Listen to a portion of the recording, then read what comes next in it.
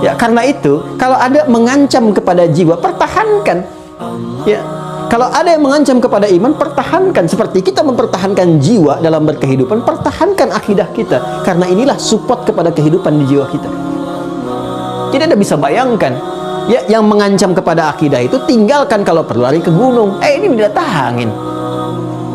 Kenapa harus didatangi?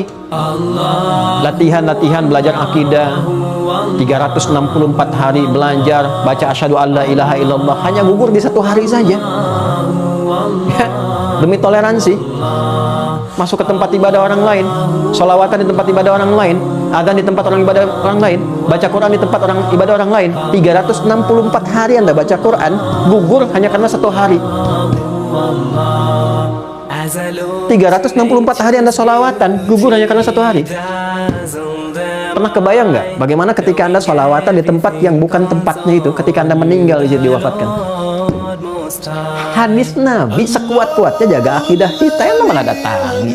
Harusnya berpindah. Dan toleransi yang terindah itu kita hormati, silahkan masing-masing. Karena toleransi itu 2 sisi, nggak bisa 1 sisi. Toleransi itu 2 arah, begini.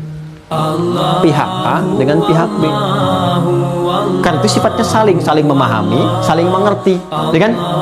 Dan toleransi tertinggi untuk saling memahami, saling mengerti itu tidak mencampuri satu dengan yang lainnya, karena masih sepakat.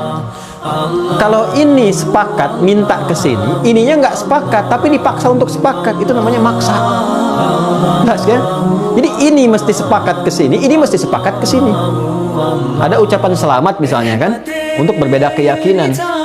Ya, harus mengakui konsepsi keyakinan yang di umat yang akan diucapi itu, kan tidak mungkin. Ya kan? Ini harus mengakui, tapi ini tidak memungkinkan itu. Ya, jadi kalau ini kan dua sisi. Ini harus toleran ke sini, ini pun harus toleran ke sini. Ini saya tidak bisa mengucapkan karena alasan begini, kata A. Berarti B pun harus toleran memahami itu. Ya kan? Ini nggak bisa saling memaksakan. Ketika tidak ketemu, yang ini nggak ketemu, ini nggak ketemu, maka apa yang harus dilakukan? Saling menghormati dengan mengerjakan masing-masing. Ini tidak memaksakan ke sini, ini pun nggak memaksakan ke sini. Putar balik-balik, ini ke sini, ini ke sini. Bahasa Arabnya untuk kesini dan kesini masing-masing itu lakum dinukum waliyadin. Makanya lakum dinukum waliyadin itu adalah toleransi tertinggi, karena nggak bisa memaksakan dengan yang lainnya. Ini dipaksa nggak bisa, ini pun nggak bisa memaksa ini. Jadi yang paling gampang masing-masing, itu toleransi namanya. Jadi kalau ini dipaksa mengucapkan ke sini sementara ini yang nggak ridho, itu maksa namanya. Ya. Dan cirinya apa? Cirinya nggak pernah selesai, tiap tahun dibahas. Itu cirinya apa? Cirinya nggak pernah ketemu. Jadi yang tertinggi itu apa? Tertinggi itu lakum dinukum waliyadin, itu toleransi tertinggi. Makanya saya mengatakan toleransi tertinggi dalam bab akidah itu adalah zero tolerance. Zero tolerance itu ya lakum dinukum waliyadin, ini ke sini, tapi saling menghormati. Ini bergaul biasa saja, tapi ini saat mengerjakan akidah masing-masing, di masing-masing menghormati, cara menghormatinya tidak mencampuri. Terus ketika masuk ke sini nih. Ya, misal ini ada keyakinan B misalnya, di sini A.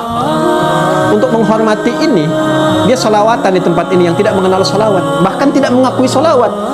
Maka kemunafikan bertemu dengan kemunafikan. Saat ini kontes mulai, ini dimulai sholawatan di tempat keyakinan yang B. Yang ini mengingkari. Ini apaan sih? Dia menolak tuh. Mengingkari Nabi Muhammad, jadi salahnya dan sebagainya. Ini pun sebetulnya mengingkari juga keyakinannya. Tuhan itu satu, la ilaha illallah. Anda bayangkan, ya di lisannya keluar A, tapi di hatinya la ilaha illallah. Terus sambil mencela ini, itu kan munafik ketemu munafik. Ya, saling mengingkari. Jadi alih-alih bertoleransi, ya pada dasarnya saling mengkhianati melalui jiwanya. Lisan mengatakan toleransi, tapi jiwa mengkhianati, ini tidak diinginkan. Ini penipuan yang samar sifatnya. Maka Islam tidak mengenal itu nggak baik. Yang paling baik itu hormati, lakum dinukum waliyadin. Kesini silahkan kerjakan sebaiknya, kesini kerjakan sebaiknya. Jadi bukan diikuti. Hadis Nabi menuntun kita menghindari sejauh-jauhnya, kalau perlu ke gunung, didatangin untuk diikuti. Ini yang salah tuh di sini. Dan ini yang paling fatal tuh ini nggak minta didatangin, ini nggak ngundang, datang sendiri. Itu yang paling fatal. Nuntut juga enggak, minta juga enggak, ngundang juga enggak, datang sendiri. Nawarkan, ini menjauh gitu dari tuntut. Ada yang salah ini, ada yang tidak tepat. Nah, ini yang harus diperbaiki.